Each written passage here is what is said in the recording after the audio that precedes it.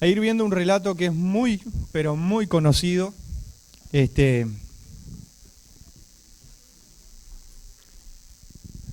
No sé si ustedes están lejos, yo estoy apretado acá, pero...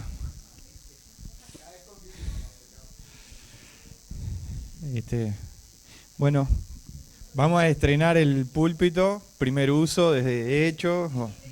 Vamos, viste, ya, ahora estaba pensando eso, mirá. Me tocó, todavía está el hueco acá, hay que rellenar. Sí, Felipe ya andaba trepado ahí ya. Y bueno, Felipe siendo Felipe.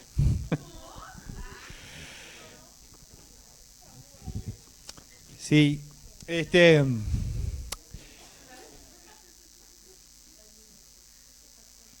en un lugar, en una aldea, habían dos personas, Caro, con mamá. Habían dos personas, dos mujeres, que eran parientes entre ellas, y una queda embarazada, ¿no? Y a los 6 meses, la otra queda embarazada, ¿no? Y de esos embarazos nacen Juan el Bautista y posteriormente el Señor Jesús. Juan el Bautista y Jesús terminan siendo primos. Tenían ese parentesco. Entonces,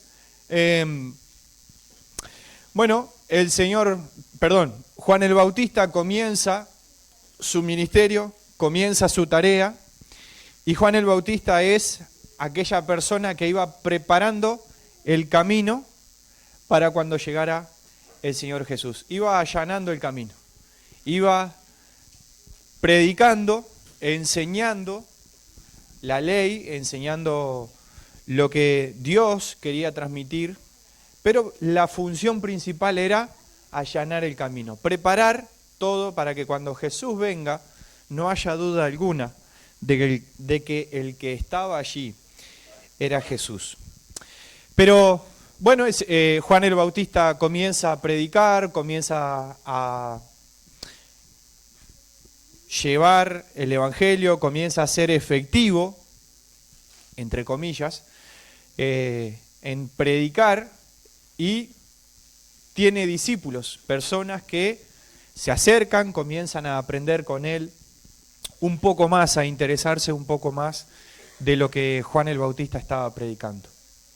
Entonces, dado el momento, hay una fiesta y alguien se pasa de tragos y promete a una joven que le daría hasta la mitad del reino si se lo pedía. Y esta joven pide nada más ni nada menos que la cabeza de Juan el Bautista. La cabeza de Juan el Bautista puesta allí en una bandeja, ¿no? Y finalizando allí el ministerio, la tarea de Juan el Bautista. Podríamos estudiar este pasaje y sacar un montón de enseñanzas. ¿Qué pasa cuando uno le gusta demasiado algunas cosas y queda demasiado alegre de corazón? ¿No? Se alegra el corazón y uno habla más de lo que tiene que hablar, ¿no? Y podemos sacar un montón de enseñanzas, pero vamos a ir a los versículos que siguen después de esa escena. Mateo, capítulo 14,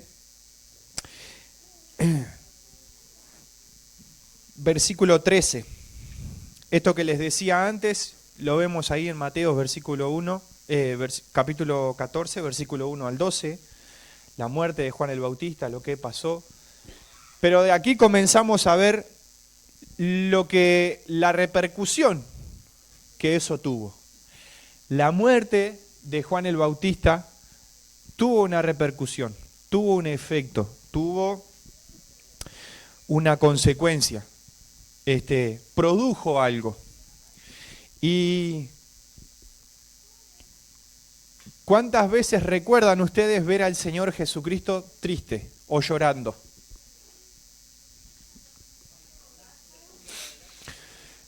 ¿En qué momento? La tumba de Lázaro. No sé si alguno quiere ir. La tumba de cuando muere Lázaro, ¿verdad? Que dice el versículo más corto de la Biblia que Jesús, ¿qué? Lloró. ¿En qué otra ocasión hubo algo similar?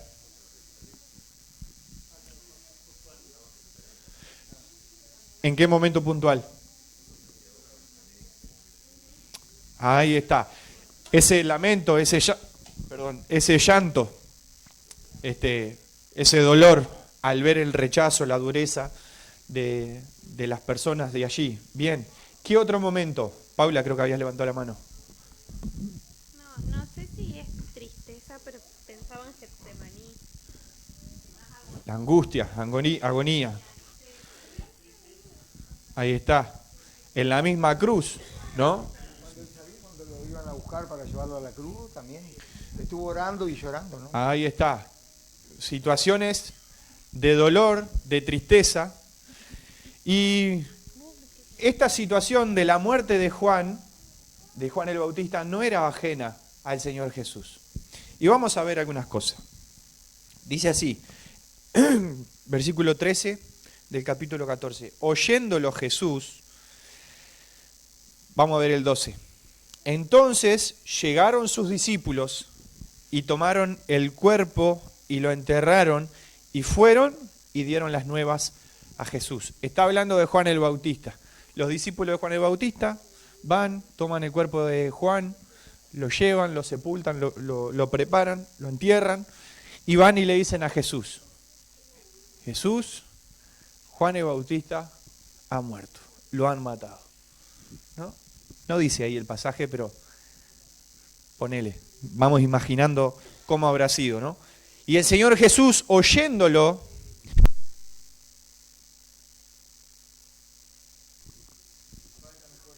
se apartó, no, es porque moví acá. Se apartó de allí en una barca a un lugar desierto y apartado. Y cuando la gente lo oyó, le siguió a pie desde las ciudades. Y saliendo Jesús, vio una gran multitud y tuvo compasión de ellos y sanó a los que de ellos estaban enfermos. Cuando anochecía, se acercaron a él sus discípulos, diciendo, el lugar es desierto y la hora ya pasada. Despide a la multitud para que vayan por las aldeas y compren de comer. Jesús les dijo, no tienen necesidad de irse, denles vosotros de comer. Y ellos dijeron, no tenemos aquí sino 5 panes y 2 peces. Él les dijo, traédmelos acá. Entonces mandó a la gente recostarse sobre la hierba, tomando los 5 panes y los 2 peces, y levantando los ojos al cielo, bendijo y partió y dio los panes a los discípulos y los discípulos a la multitud. Y comieron todos y se saciaron y recogieron de lo que sobró de los pedazos 12 cestas llenas. Y lo que comieron fueron como 5.000 hombres, sin contar las mujeres y los niños. Fíjense que este es un pasaje muy conocido, pero muy conocido ¿por qué? Jesús alimentó a 5.000 personas, más los niños y las mujeres, ¿no? Como si las mujeres y los niños no fueran personas. ¿No? Pero verdad, era como que las mujeres y los niños eran una cosa aparte. Claro, pero el Señor Jesús, este pasaje es conocido por el milagro del Señor Jesús.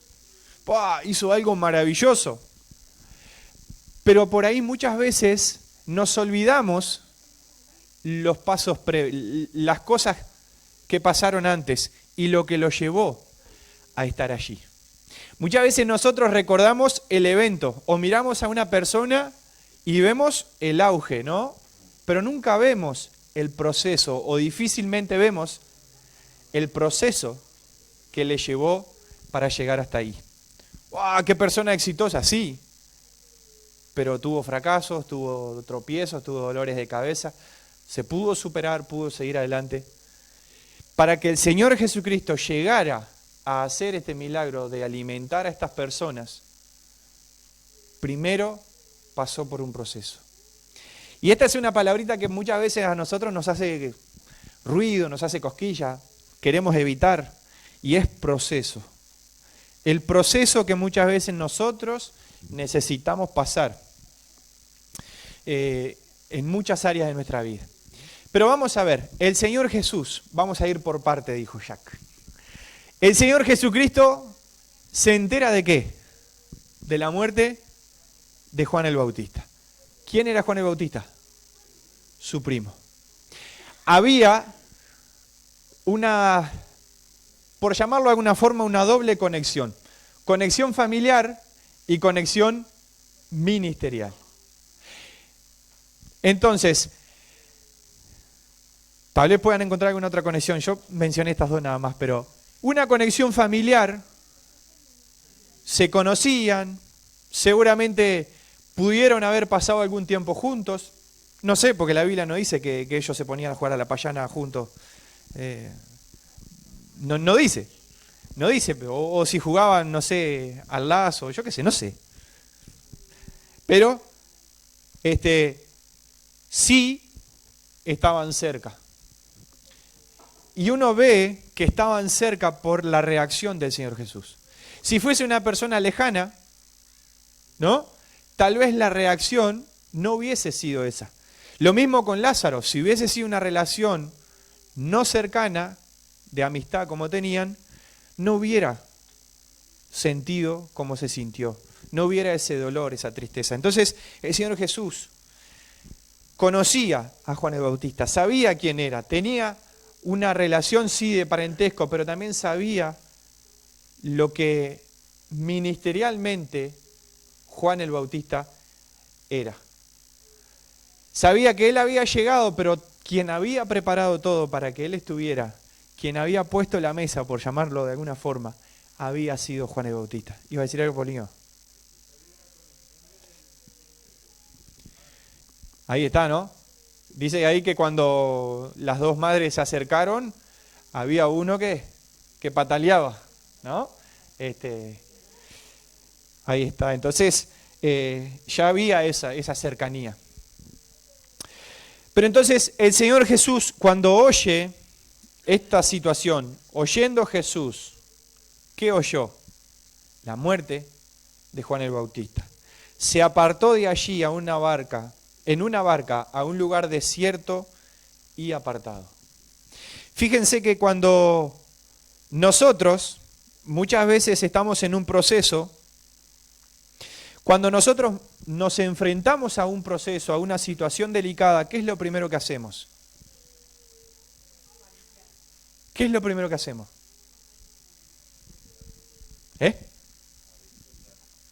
El aislamiento, el mantenernos alejados, boquita cerrada, el típico bicho bolita, ¿no? Nos encerramos. Entonces, uno puede decir, bueno, pero eso está bien, eso está mal, no está ni bien ni mal, ¿no? Podemos pensarlo de muchas formas. Yo pienso que si el Señor Jesucristo lo hizo, entonces estaba bien, ¿no? Pero fíjense que no lo hizo por demasiado tiempo. Ahí creo que es donde está.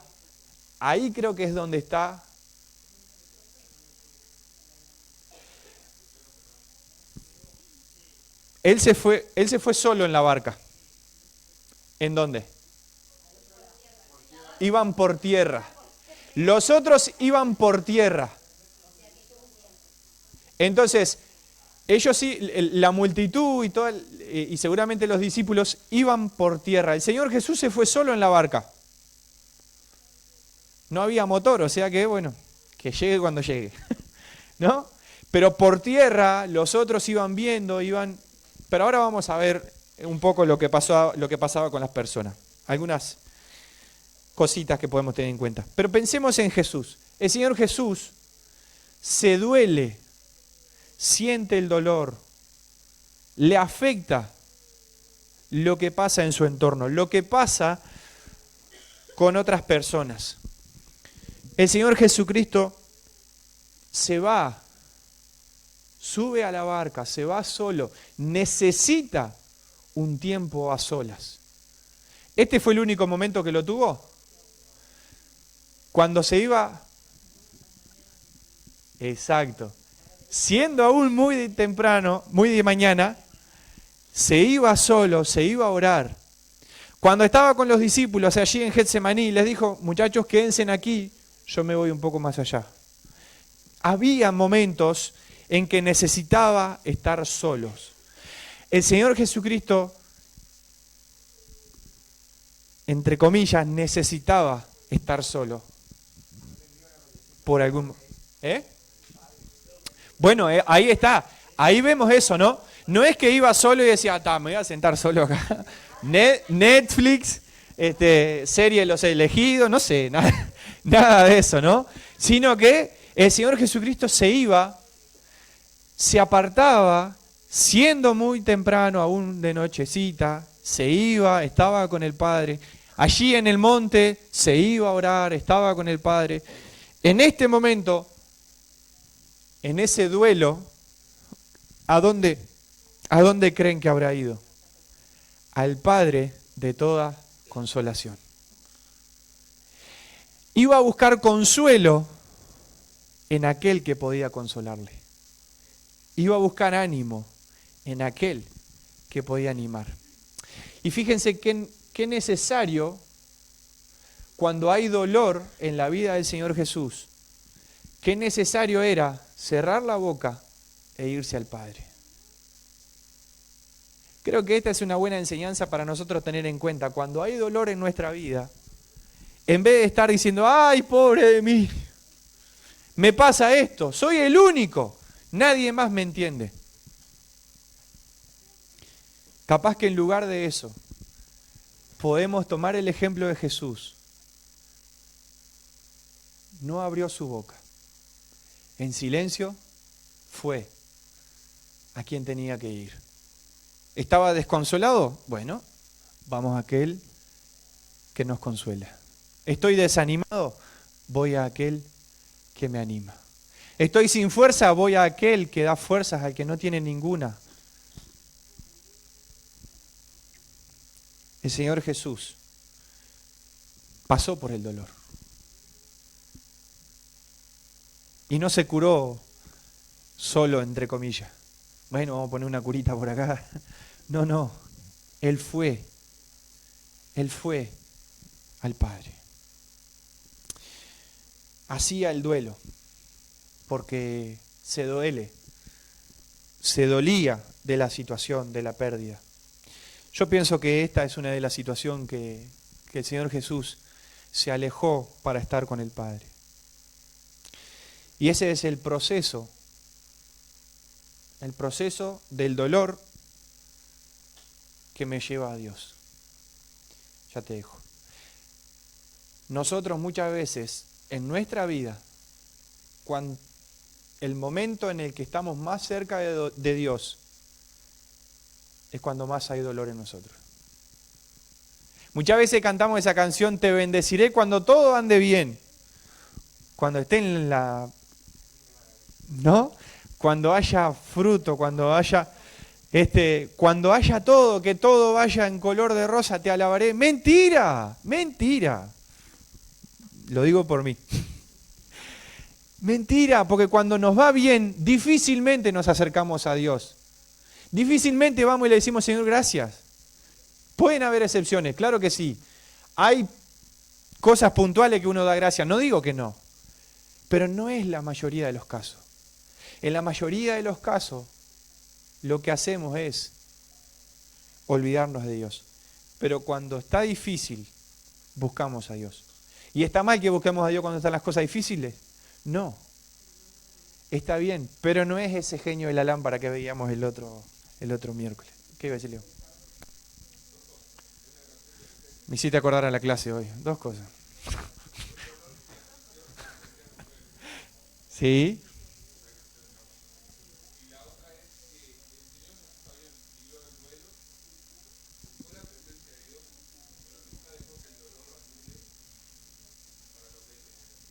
¿Quiere seguir acá? Dice así, les voy a poner lo que yo escribí porque ahora quedó regalado. Cuando el Señor Jesús pasa por el proceso, fíjense, el énfasis es en que pasa por el proceso. No se detiene, no se frena, no se anula en esa situación. Él pasa. ¿Por qué? Porque hay que seguir adelante. El copión este acá. Hay que seguir adelante. Hay tarea para completar. Hay cosas para seguir haciendo. Hay que continuar. No se puede detener. Detener para siempre. No se puede decir, bueno, hasta acá fue. Esto sí me superó, me duele demasiado, no quiero seguir adelante. Hay que seguir adelante. ¿Hay pérdidas, hay dolores? Sí. Pero no estamos solos. No estamos solos. Entonces hay que seguir adelante. Hay que continuar. Detenernos, que ese detenernos en nuestro servicio, en nuestra tarea, en lo que sea detenernos para acercarnos a Dios. Y no un detenernos para saltar del barco, como las ratas. ¿No? Que sea un detenernos, que sea un detenernos para acercarnos más a Dios. Hermanos, si en nuestra vida estamos pasando por dolores, por dolor, por dificultades, por cosas que nos duelen, del índole que sea, lleva tus cargas a Dios. Lleva tus cargas a Dios. Lleva tu dolor a Dios. Lleva tu tristeza, tu angustia, tu depresión. Llévasela a Dios. Y es feo cuando uno se siente en esa situación y lo único que siente es el peso en los hombros y el desánimo y de decir, no quiero seguir más. Ya me cansé con esta situación. Cuando a veces en el trabajo te sobrepasa las cosas, ministerio, la iglesia, la familia. Pero qué bueno cuando hay alguien que te puede decir que hay que seguir adelante. Y eso fue lo que hizo el Señor Jesús. Encontró a alguien, al Padre, hay que seguir adelante. Eso como primer punto. Que si en este proceso en el que estamos hay dolor, hay tristeza, por ahí muchas veces nos está frenando, que si tenemos que detenernos, sea para detenernos a acercarnos más a Dios, no para detenernos y volver atrás o abandonar. Si tenemos que detenernos, que sea detenernos, hacer un alto para recargar las baterías y seguir adelante. ¿Se entiende? Dice, seguimos, porque el tiempo es tirano y ya voy como 20 minutos. Se subió a la barca a ese lugar desierto, apartado, quiso tener un tiempo a solas con Dios, lo tuvo, fue mucho, fue poco, no sé, porque la Biblia no nos revela ese detallecito. Pero lo que sí sabemos es que cuando la gente lo oyó, ¿oyó qué? Pueden pasar dos cosas, una es que hayan oído la muerte de Juan el Bautista o que hayan oído que Jesús se fue solo. ¿No? ¿Existe la posibilidad de estas dos cosas o no? Cuando la gente lo oyó, le siguió a pie desde las ciudades. Yo me imagino esa escena, ¿no? El barquito, Jesús ahí, y la gente mirando de costadito, va para allá, ahí está, allá viene, ¿no?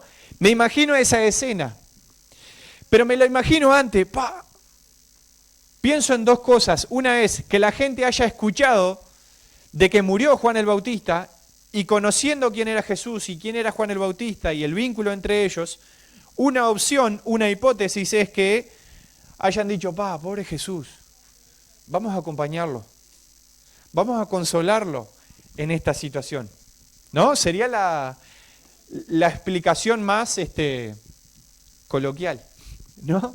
La más bonita. De decir, cuando la gente oyó la muerte de Juan el Bautista, no dice que quiso ir a consolarlo, simplemente dicen que lo siguió a pie desde las ciudades. La gente siguió a Jesús. A pesar del dolor, a pesar de la situación en la que estemos, muchas personas nos están mirando. Muchas personas nos ven aún cuando estamos en el dolor. A veces creemos que tenemos la capa de que a nosotros no nos pasa nada, ¿no? Pero aún cuando estamos en el dolor, hay personas que nos están viendo. Y están evaluando cada una de las cosas que estamos haciendo. La gente se fue. Ojalá, pienso yo que sería muy bueno que la motivación de esta gente fuera decir, me parte el corazón ver a Jesús así, lo voy a ir a acompañar. Ojalá fuera esa, ¿no? Y creo que la situación era diferente. Oyeron que Jesús estaba solo y dijeron, ahí está ahora. Salieron y fueron a buscar.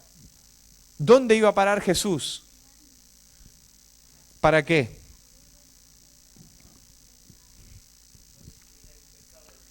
Justo. Para decirle, Señor, tengo dolor, estoy triste, estoy enfermo. Difícilmente alguien venga en la situación a darnos un abrazo. ¿Cómo estás? Supe de tu dolor. No. Che, Sergio, ¿te animo a hacer un viajecito ya que? ¿No? Hasta con Jesús pasó. Así que no crea que si pasó con Jesús no te vaya a pasar a ti. Dice, y saliendo Jesús, ¿de dónde salió Jesús?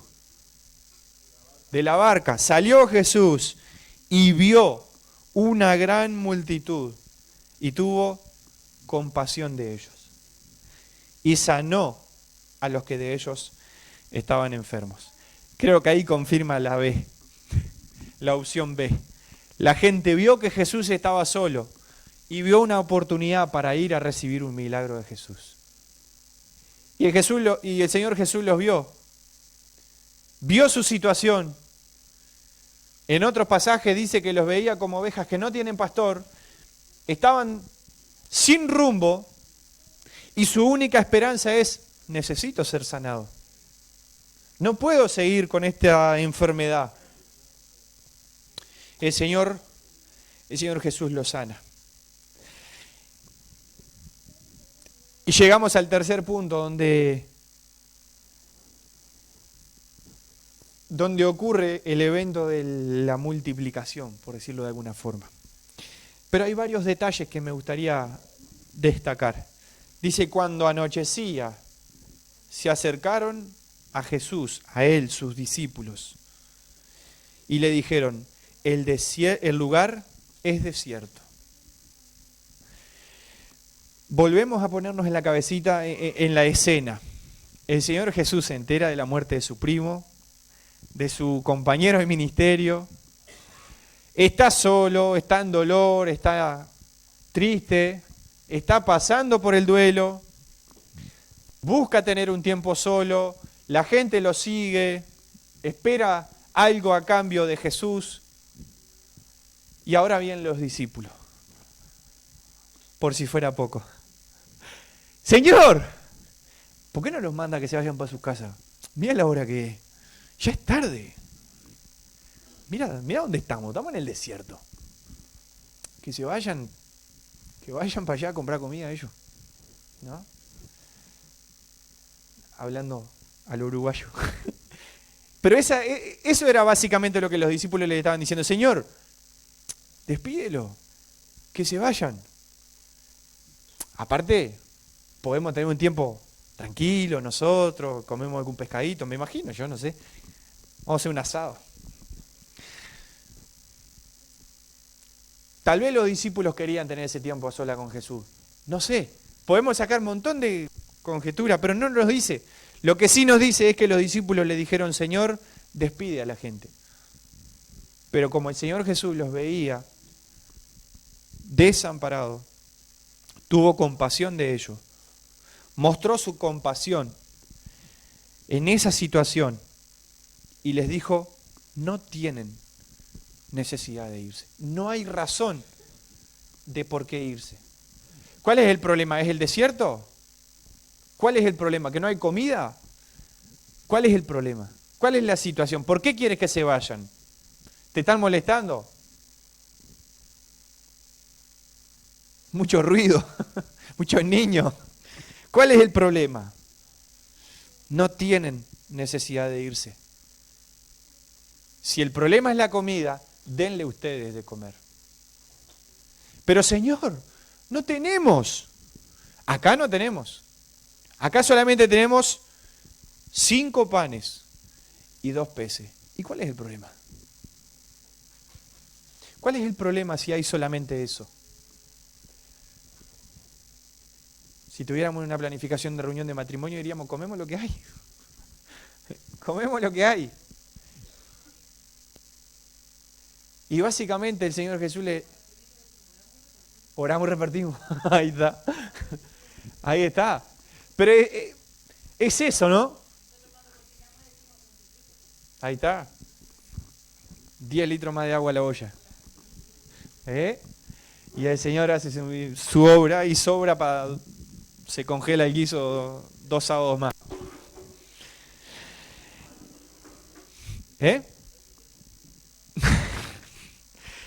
No, pero el Señor Jesús le dice, bueno, el problema es ese, no es suficiente, bueno, tráemelo. Tráeme lo que hay. ¿Qué es lo que tienes en tu mano? Como le dijo a Moisés, fue, ¿no? ¿Qué es lo que tienes en tu mano? No, tengo una vara, bueno, tráemela. Tráemela, porque lo que tú tienes en tu mano, para ti parece poco, pero en mis manos es suficiente. Entonces, hay una necesidad, sí. ¿Quién va a suplir esa necesidad? No, pero Señor, que vayan ellos allá a comprarse comida. No, ustedes suplan su necesidad. El mundo tiene una necesidad de Cristo. Hay muchos soldados, como decía el Peluca, buscando tener un encuentro con ese presidente. ¿Y dónde están esos hijos que van, lo agarran de la mano y lo acompañan? Ustedes denle de comer. Ustedes suplan esa necesidad. Ustedes busquen la forma de saciar eso. No, pero Señor, no tengo el don, no tengo el talento, no tengo la experiencia. No se trata de lo que tienes, ni de quién eres. Se trata de en las manos en las que está. Si está en las manos correctas, el resultado es otro. El Señor Jesús le dijo, tráiganmelos acá.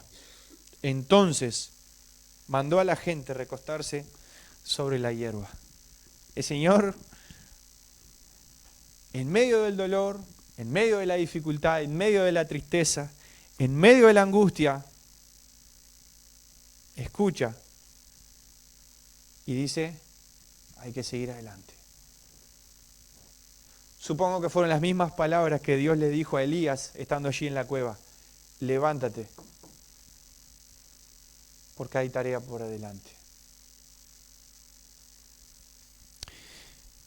Y el Señor Jesús los manda a recostarse sobre la hierba. Se ve que el pasto era alto, en el desierto pasto, ¿no? Y tomando los 5 panes y los 2 peces, levantando los ojos al cielo, bendijo y partió y dio a los discípulos y los discípulos a la multitud. Pero fíjense esta sucesión de hechos. Le trajeron las cosas a Jesús. El Señor Jesús lo recibe. Están en sus manos. El Señor Jesús levanta los ojos al cielo en representación ¿de qué? De esa relación con el Padre. Es decir, sí, están en mis manos, pero es Dios. Es Dios obrando en medio de mí.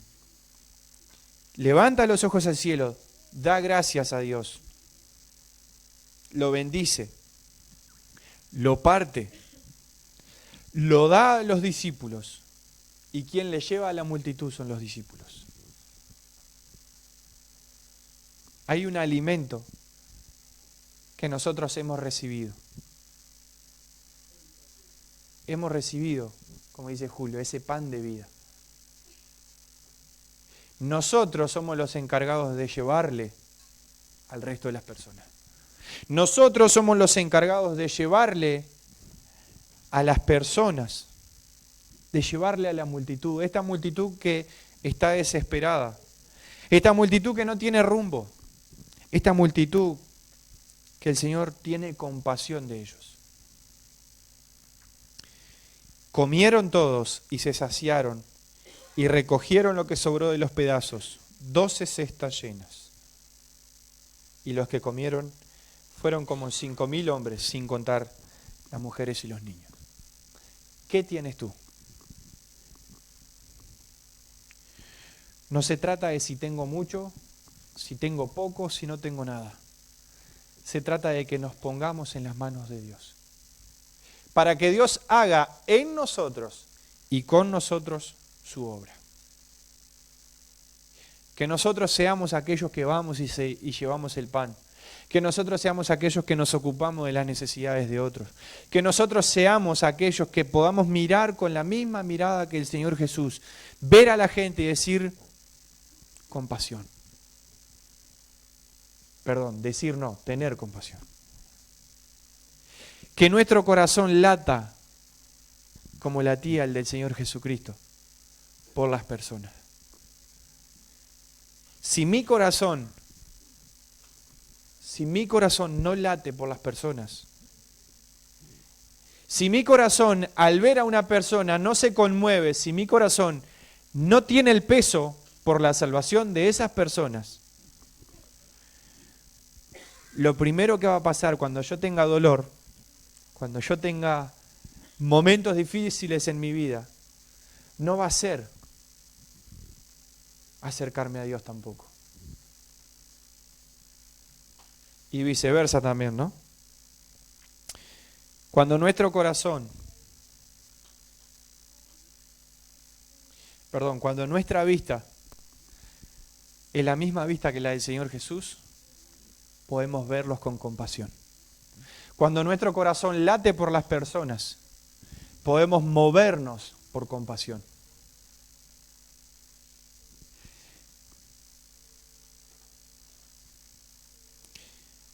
Y el desafío que creo que nos tiene que quedar a nosotros es, yo no sé en qué proceso estás. Capaz que en tu vida va todo bien. Qué bueno, acuérdate de Dios. Dale gracias a Dios. Pero si en tu vida no va todo bien, si en tu vida hay dolor, si hay pérdidas, si hay faltas me refiero a necesidades, anda a Dios. Solo Dios es el que puede levantarnos, solo Dios es el que puede animarnos, solo Dios es el que puede sacarnos de ese pozo. Y no estoy diciendo con esto que hay que evitar el proceso, no. Estoy diciendo que tenemos que pasar por el proceso, porque en el proceso, en la dificultad, en la prueba, en las necesidades, es donde aprendemos. Pero depende de ti y depende de mí cuánto tiempo voy a estar en esa situación. Cuanto antes aprenda, voy a poder aprobar la prueba. Entonces, simplemente quería, después de darle un susto a Sergio haciéndole creer que no había preparado nada, quería compartir esta. Pero que pensemos en estas tres cosas básicamente. ¿Hay que pasar por el proceso? Sí. ¿Vamos a tener dificultades? Claro que sí. Si el Señor Jesucristo las tuvo, ¿quién nos garantiza o qué nos hace creer que nosotros no vamos a pasar por esas situaciones de dolor? Entonces vamos a pasar por eso y no me atrevo a decir y mucho más porque el Señor Jesucristo sufrió y llegó hasta la cruz por obediencia a Dios. Pero el dolor, el desprecio, el rechazo, las acusaciones, la envidia, que se murmure de Él, todo eso le pasó al Señor Jesús. Entonces, muy probablemente nos va a pasar a nosotros también si nosotros estamos caminando como Él quiere que caminemos. Porque probablemente puedan hablar un montón de cosas de mí, pero sea por mi propia desobediencia. Y todavía tengan razón.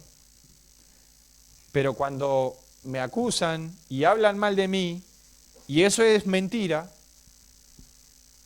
podemos soportar esa prueba, podemos soportar esa dificultad.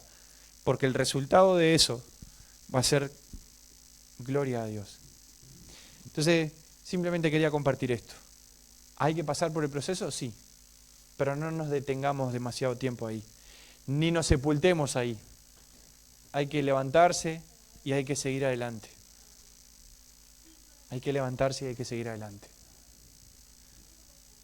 Hay que ir al Padre. Ir a Él, buscar, volver en esa comunión al Padre. Acercarnos al Padre, orar, leer, comunión, un montón de cosas que todos ya saben. Ver a las personas como Dios las ve y actuar en función de eso.